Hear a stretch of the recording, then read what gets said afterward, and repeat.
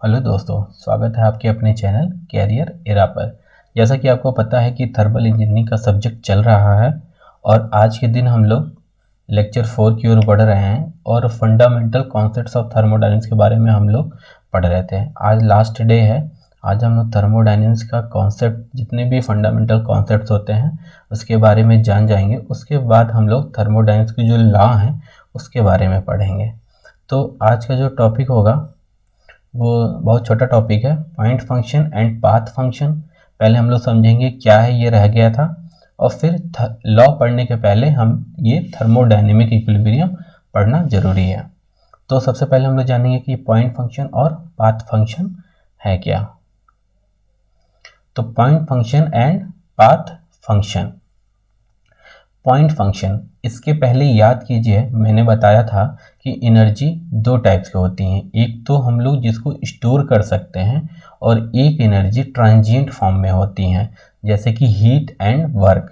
ये transient form of energy है जो कि एक जगह से दूसरी जगह पर ट्रांसफ़र कर सकती हैं, उसे हम लोग कहते हैं ट्रांजिएंट फॉर्म ऑफ एनर्जी।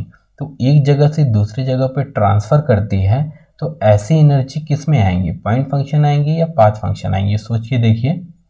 तो ऐसी एनर्जी पाथ पे आती है क्योंकि ये पाथ डिपेंडेंट होती हैं। तो पाथ पे क्या डिपेंड कर रही है? Heat and work. Heat and work ऐसा है जो पाथ पर डिपेंड करता है। अभी आगे और अच्छे से समझ में आएगा, पहले इतना जान लीजिए, heat and work path function होते हैं। और पॉइंट फंक्शन में क्या होंगे? जो स्टोर एनर्जी पढ़ा है। एनर्जी दो टाइप्स के, स्टोर एनर्जी और ट्रांजिएंट फॉर्म ऑफ एनर्जी। तो ट्रांजिएंट फॉर्म ऑफ एनर्जी में हीट एंड वर्क आ गया। स्टोर टाइप ऑफ एनर्जी में जितने टाइप्स ऑफ एनर्जी आप जान रहे हैं, इंटरनल एनर्जी, काइनेटिक एनर्जी, जितने फॉर्म्स ऑफ एनर्जी जानते हैं जिसको एक पॉइंट पे हम लोग स्टोर कर सकते हैं, उसे हम बोलते हैं पॉइंट फंक्शन। ठीक है। All types of stored energy. ठीक है। पॉइंट फंक्शन क्या है? All types of stored energy हमारे पॉइंट फंक्शन होते हैं और हीट एंड वर्क हमारे पाथ फंक्शन होते हैं। इसको, और जैसे एनर्जी है जो जो ये वो प्रॉपर्टी भी होते हैं। ठीक है। थर्मोडायनेमिक प्रॉपर्टी, थर्मोडायनेमिक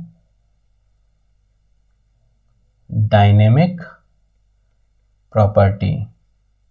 ठीक है। थर्मोडायनेमिक प्रॉपर्टी मैंने बताया था कि इंटेंसिव प्रॉपर्टी और एक्सटेंसिव प्रॉपर्टी होते हैं। ठीक है। इंटेंसिव प्रॉपर्टी जो कि independent from the mass of the system, और एक्सटेंसिव जो डिपेंडेंट करता हो, तो चाहे वो इंटेंसिव प्रॉपर्टी हो चाहे वो एक्सटेंसिव प्रॉपर्टी हो, इसी को हम लोग बोलते हैं थर्मोडायनेमिक प्रॉपर्टी। वही हमारा पॉइंट फंक्शन हो जाएगा। ठीक है। जैसे इंटेंसिव में हमने बताया था प्रेशर, टेम्परेचर, डेंसिटी, ये सारे के सारे प्रॉपर्टी हमारे क्या होते हैं? Intensive property. और काइनेटिक एनर्जी, वॉल्यूम और इंथैल्पी, एंट्रोपी, जितने भी हैं ये एक्सटेंसिव प्रॉपर्टी हैं। तो प्रॉपर्टी चाहे इंटेंसिव हो चाहे एक्सटेंसिव हो, वो पॉइंट फंक्शन ही होंगे। तो एक पूरे थर्मोडायनेमिक्स हम लोग पीवी डायग्राम और टीएस डायग्राम प्लॉट करते हैं। तो मान लिया एक पीवी डायग्राम है, इधर P है प्रेशर, इधर वॉल्यूम है। तो पीवी डायग्राम में मान लिया एक हमने प्रोसेस लिया, ये स्टेट 1 है, ये स्टेट 2 है। ठीक है। ये एक्सपेंशन प्रोसेस मान लिया। एक्सपेंशन प्रोसेस में क्या होता है? वॉल्यूम बढ़ता है। तो यहाँ देखिए वॉल्यूम V था और यहाँ पे वॉल्यूम V2, तो V1 से V2 वॉल्यूम बढ़ा। ठीक है। प्रेशर कम होता है। एक्सपेंशन मतलब कोई चीज़ एक्सपेंड करना, गैस एक्सपेंड कर रही है या कोई भी चीज़ एक्सपेंड करती है, उसको बोलते हैं एक्सपेंशन हो रहा है। तो मान लिया है कि ये हमारा 1 से 2 जो होता है एक्सपेंशन प्रोसेस है। तो यहाँ पर देखिए स्टेट 1 है, अवस्था 1, स्टेट 2 अवस्था 2। तो मान लिया यहाँ पर गैस का जो प्रेशर है वो यहाँ पर P1 हो गया, यहाँ पर गैस का जो प्रेशर है वो यहाँ पर P2 हो गया। तो प्रेशर कैसी प्रॉपर्टी होती है? इंटेंसिव प्रॉपर्टी, यानी ये प्रॉपर्टी है। ठीक है। वॉल्यूम क्या है, वॉल्यूम भी एक प्रॉपर्टी है, इसीलिए इसको हम लोग प्रॉपर्टी डायग्राम भी कहते हैं। चाहे टीएस डायग्राम बनाएं, टी क्या है, प्रॉपर्टी है, एस क्या है, एंट्रोपी, ये भी प्रॉपर्टी है, तो इसको हम लोग कैसे कह देते हैं कि ये प्रॉपर्टी डायग्राम है। तो प्रॉपर्टी डायग्राम में देखिए, स्टेट 1 पर हम लोग P1 कैलकुलेट किए हैं, स्टेट 2 पे हम लोग P2, यानी ये पॉइंट पे डिपेंड कर रहा है। ये जो प्रॉपर्टी है P, वो पॉइंट पे डिपेंड कर रहा है, 1.1 1.2, ये इस पाथ पे डिपेंड नहीं कर रहा है कि यहाँ से यहाँ पर क्या जा रहा है, यहाँ पे भी वैल्यू होगी लेकिन ये भी एक पॉइंट हो जाएगा। तो 1 और 2, ये P1 और P2, यानी ये प्रॉपर्टी जो है P, ये हमारा पॉइंट पर डिपेंड कर रहा है। ठीक, तो ये हो जाएगा पॉइंट फंक्शन। पाथ फंक्शन क्या है, यहाँ से मान लिया Q, ये Q और W, हीट को Q से रिप्रेजेंट करते हैं, वर्क को W से रिप्रेजेंट करते हैं। तो हीट हमेशा स्टेट 1 से लेकर स्टेट 2 तक ट्रांसफ़र होगी। कभी भी हीट हम लोग 1 पे कैलकुलेट नहीं कर सकते हैं, एक पॉइंट पर कैलकुलेट नहीं कर सकते हैं, चाहे 1 या 2, ये हमेशा फ्लो करता है 1 से 2 की ओर। इसी तरह वर्क भी फ्लो करता है, वर्क हमारा बाउंड्री फिनोमेना होता है। तो अगर पॉइंट फंक्शन P, V, ये T, ये सब प्रॉपर्टी हैं, ये पॉइंट फंक्शन होते हैं, तो इसको हम लोग डिनोट करते हैं। जैसे P को लिखना है तो DP, चेंज हम इसका प्राप्त कर सकते हैं, P2 माइनस P1। ठीक है, इसी तरह वॉल्यूम भी एक प्रॉपर्टी है, इसको भी हम कह सकते हैं, यहाँ V1 है, यहाँ V2 है, तो dV इक्वल टू लिख सकते हैं V2 माइनस V1। लेकिन हम ये नहीं लिख सकते हैं कि dQ equal to Q2 minus Q1, क्योंकि हम जानते हैं हीट हमारा पॉइंट फंक्शन नहीं। अगर ऐसा लिख दिया तो ये हमारा गलत हो जाएगा। ठीक है, या हम लोग dW नहीं लिख सकते हैं कि W2 माइनस W1, ये हमारा गलत हो जाएगा। हमेशा हम लोग क्या लिखते हैं, डेल Q से रिप्रेजेंट करते हैं। स्मॉल हीट ट्रांसफ़र, मतलब इसका मतलब होता है स्मॉल, या हीट ट्रांसफ़र लिख सकते हैं, हीट ट्रांसफ़र, या del W, work done on the system या बाय द सिस्टम।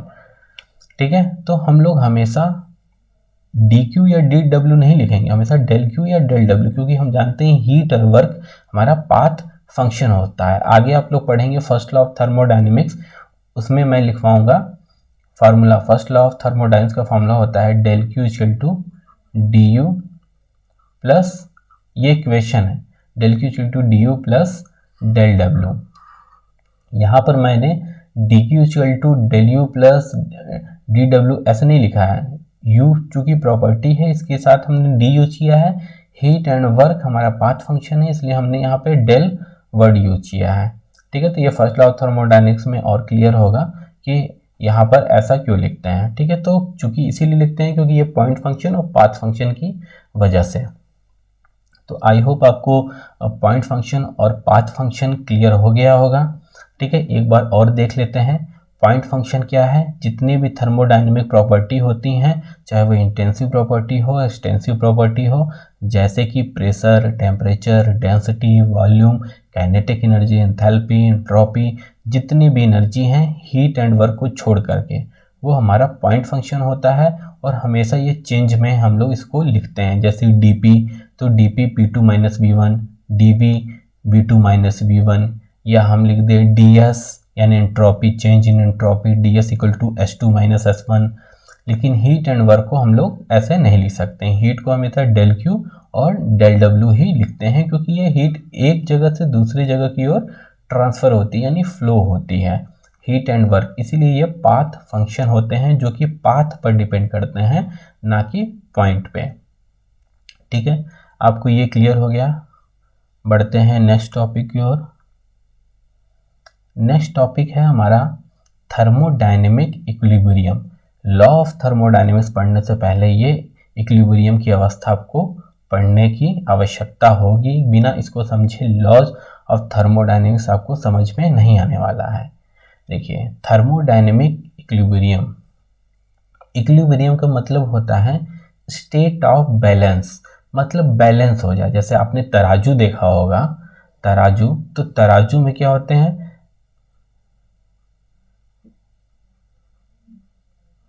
ठीक है, तराजू में दोनों पलड़ा जब सेम हो जाता है हम कह देते हैं ये बैलेंस हो गया। ठीक है, तो स्टेट ऑफ बैलेंस, वैसे ही उष्मागतिकी में स्टेट ऑफ इक्विलिब्रियम का मतलब होता है स्टेट ऑफ बैलेंस की अवस्था आ जाए, वो इक्विलिब्रियम पोजीशन में आ जाए। ठीक है, कोई भी सिस्टम, तो वो थर्मोडायनेमिक इक्विलिब्रियम कहलाता है।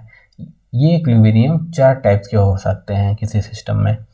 तो थर्मल इक्विलिब्रियम होता है पहला, दूसरा होता है मैकेनिकल इक्विलिब्रियम, तीसरा होता है केमिकल इक्विलिब्रियम और चौथा होता है फेज इक्विलिब्रियम। आइए वन बाय वन करके इसको शॉर्ट में देख लेते हैं कि क्या है। जब भी थर्मल इक्विलिब्रियम की बात आए तो मान लिया, या अगर हम किसी एक सिस्टम की बात करें, इसमें गैस भरी हुई है, मान लिया ये एक कंटेनर है, इसमें गैस भरी हुई है और इसका टेम्परेचर हर जगह, मान लिया यहाँ पे 30 डिग्री सेंटीग्रेड है, फिर यहाँ पर मैंने देखा यहाँ भी 30 डिग्री सेंटीग्रेड है, यहाँ देखा तो यहाँ भी 30 डिग्री सेंटीग्रेड है। ठीक है, यहाँ देखा तो यहाँ भी 30 डिग्री सेंटीग्रेड है। अगर हर एक पॉइंट पर इस पूरे सिस्टम में अगर टेम्परेचर एक ही है तो हम लोग बोलेंगे इसको थर्मल इक्विलिब्रियम। अगर यहाँ 30 है, यहाँ 25 हो गया, यहाँ 20 हो गया, या एक भी अलग हो गया टेम्परेचर कहीं इस पूरे सिस्टम में किसी भी एक मॉलिक्यूल्स की, तो ये थर्मल इक्विलिब्रियम में नहीं आएगा। ठीक है, दो बॉडीज के बीच में भी ऐसे, मान लिया ये एक बॉडी है जो एक 30 डिग्री सेंटीग्रेड पर है, ठीक है, ये एक बॉडी है जो मान लिया 20 डिग्री सेंटीग्रेड पर है। तो जब इन दोनों को कांटेक्ट में लाया जाएगा तो हाई से लो की ओर हीट फ्लो होगा। अभी तो ये थर्मल इक्विलिब्रियम नहीं है, अगर ये दोनों बॉडी को पूछा जाए तो ये थर्मल इक्विलिब्रियम में नहीं है, लेकिन कुछ समय बाद हीट यहाँ से यहाँ तक फ्लो होगी। ठीक है, हीट फ्लो होने पर कुछ देर के बाद इसका भी टेम्परेचर 20 डिग्री, कुछ ये इक्विलिब्रियम इसका बढ़ेगा इसका घटेगा, तो मान लिया ये 25 डिग्री सेंटीग्रेड हो गया आफ्टर सम टाइम, और ये भी 25 डिग्री सेंटीग्रेड हो गया। तो अब बोलेंगे कि ये दोनों बॉडी कांटेक्ट में लाने पर कुछ समय बाद अब ये थर्मल इक्विलिब्रियम में है, अब इनका टेम्परेचर चेंज नहीं होने वाला है। ठीक है, जैसे कि आप लोगों ने एग्जांपल देखा होगा, अगर हॉट कॉफ़ी को आप एक रूम में लेके आते हैं, बहुत ये गर्म कॉफ़ी है, थोड़ी देर बाद देखते हैं 10 मिनट के बाद ये कॉफ़ी ठंडी पड़ जाती है, फिर इसका टेम्परेचर ये थर्मल इक्विलिब्रियम में आता है सराउंडिंग से, और इस कॉफ़ी का टेम्परेचर दोनों बराबर हो जाता है, क्योंकि ये गर्म था तब तो हीट हाई पोटेंशियल से लो पोटेंशियल यानी सराउंडिंग की ओर ट्रांसफ़र हुआ। ये इतना ट्रांसफ़र हो गया जब तक कि सराउंडिंग का टेम्परेचर और इस कॉफ़ी का टेम्परेचर बराबर नहीं हो गया, यानी ये दोनों बॉडी सराउंडिंग और ये कॉफ़ी के अंदर जो लिक्विड है इन दोनों का टेम्परेचर सेम हो गया, यानी अब ये थर्मल इक्विलिब्रियम में आ चुके हैं। तो थर्मल इक्विलिब्रियम का मैटर समझ में आया कि क्या है ये टेम्परेचर सेम हो जाना। जब भी दो बॉडी को कांटेक्ट में लाया जाएगा तो वो थर्मल इक्विलिब्रियम में पहुंच जाएंगे। इसी तरह मैकेनिकल इक्विलिब्रियम में मतलब कि प्रेशर एट एनी पॉइंट, ठीक है, प्रेशर, ये पिस्टन है, इसमें गैस भरी हुई है, ठीक है, प्रेशर किसी भी पॉइंट पर प्रेशर देखा, मान लीजिए 101 किलो पास्कल है, यहाँ देखा यहाँ भी 101 किलो पास्कल है, हर एक पॉइंट पर अगर प्रेशर फोर्स बराबर है तब इसको बोलेंगे हम लोग मैकेनिकल इक्विलिब्रियम। मतलब कोई भी अनबैलेंसिंग फोर्स एक्ट नहीं कर रहा है तो वो सिस्टम हमारा कहलाएगा कि वो मैकेनिकल इक्विलिब्रियम में आ गया। इसी तरह केमिकल इक्विलिब्रियम में हमारा मतलब कि कोई सिस्टम में अगर कोई भी केमिकल रिएक्शन अब नहीं हो रहा है, टाइम जैसे जैसे चेंज हो रहा है अब केमिकल रिएक्शन स्टॉप हो गया है, अब केमिकल रिएक्शन में चेंज नहीं आ रहा है, तो उसको बोलेंगे। और कोई भी केमिकल कंपोजिशन एक बार जो बन चुका है वही रहेगा इनफाइनाइट टाइम के लिए, तो उसको बोलेंगे हम लोग केमिकल इक्विलिब्रियम। इसी तरह फेज इक्विलिब्रियम की बात करें, फेज इक्विलिब्रियम में मान लिया यहाँ पे गैस है, यहाँ पर H2O लिक्विड है और यहाँ पर वाटर वेपर है। ठीक है, मान लिया यहाँ पर वाटर वेपर है, तो यहाँ पर भी वाटर के मॉलिक्यूल हैं। ठीक है, और यहाँ पर भी वाटर के मॉलिक्यूल है, मतलब फेज तो दोनों का सेम ही है। थर्मल इक्विलिब्रियम में ये फेज इक्विलिब्रियम है, थर्मल इक्विलिब्रियम नहीं, फेज इक्विलिब्रियम है, मतलब वाटर, यहाँ भी वाटर लिक्विड है, यहाँ वाटर वेपर है, ये फेज चेंज नहीं होगा टाइम के साथ, तो ये हमारा कहलाएगा, ये सिस्टम हमारा फेज इक्विलिब्रियम में है। ठीक है, मतलब हम कह सकते हैं mass of each phase should remain constant with time, time के साथ दोनों फेज का जो मास है वो सेम होना चाहिए। ठीक है, और केमिकल इक्विलिब्रियम क्या, the chemical composition should not change with time, ये एक लाइन का डेफिनेशन है। आप ऐसे बोल सकते हैं टाइम के साथ केमिकल कंपोजिशन चेंज नहीं होना चाहिए, वो टाइम इनफाइनाइट टाइम तक हो सकता है। ठीक है, इसी तरह मैकेनिकल इक्विलिब्रियम में यानी प्रेशर या pressure force at any point should not change with time, और थर्मल इक्विलिब्रियम में आपने आप जान गए कि टेम्परेचर इक्वल होगा। ठीक है, अगर दो बॉडी को कांटेक्ट में लाते हैं तो ये हो गया थर्मोडायनेमिक इक्विलिब्रियम की बात। नेक्स्ट लेक्चर में हम लोग पढ़ेंगे कि लॉ ऑफ थर्मोडायनेमिक्स में पहला जीरोथ लॉ ऑफ थर्मोडायनेमिक्स क्या होता है, उसके बाद हम लोग फर्स्ट लॉ, सेकंड लॉ और थर्ड लॉ के देखेंगे। Okay, thank you. अगर ये लेक्चर आपको पसंद आया तो सब्सक्राइब जरूर करें, लाइक करें और दोस्तों के साथ शेयर भी करें।